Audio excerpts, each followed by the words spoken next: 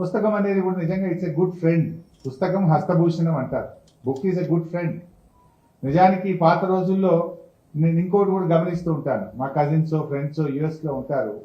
యుఎస్లో ఉండే పిల్లలు కొద్దిగా టైం దొరికితే పుస్తకం తిప్పుతూనే ఉంటారు.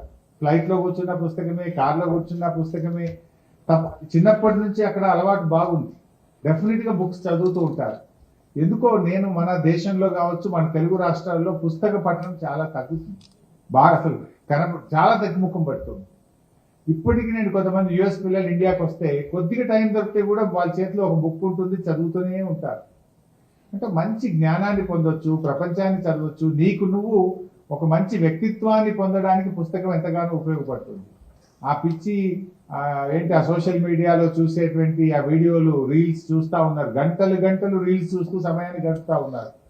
అది ఏం ఆనందం ఇస్తుందో కానీ నీ జీవితంలో విలువైనటువంటి సమయాన్ని నువ్వు కోల్పోతా ఉన్నావు.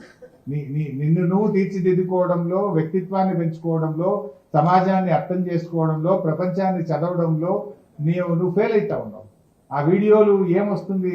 ఎవరిని చూడండి చేతిలో మొబైల్, ఆ రీల్స్ చూస్తూనే గంటలు గంటలు, రోజులు రోజులు గడిపేస్తున్నటువంటి పరిస్థితి మనం చూస్తూ ఉన్నాం. బట్ తప్పకుండా అందరం కూడా ఈరోజు అమెరికాలో పిల్లలు చదవడం ద్వారా వాళ్ళు ఎట్లా పైకి వస్తున్నారు. పుస్తకం అనేది definitely it's a good friend.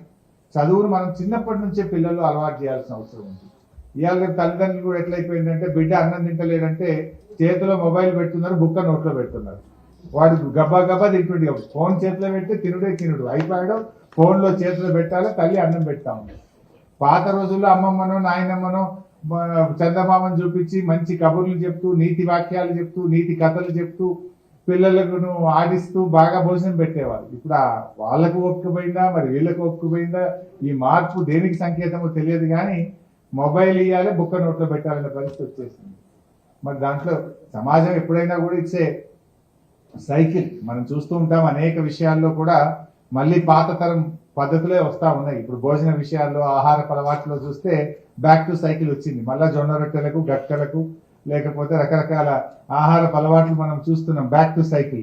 అట్లే తప్పకుండా మళ్ళీ మంచి రోజులు వస్తాయేమో, పుస్తకం పఠనం పెరుగుతుందని ఆశిద్దాం. మనమంతు ప్రయత్నం కూడా అందరం కూడా చేయాలని చెప్పి కోరుకుంటూ, ఈ పుస్తకం చాలా మంచి పుస్తకం. నా దృష్టిలో ప్రతి విద్యార్థి చేతిలో ఉండాలి.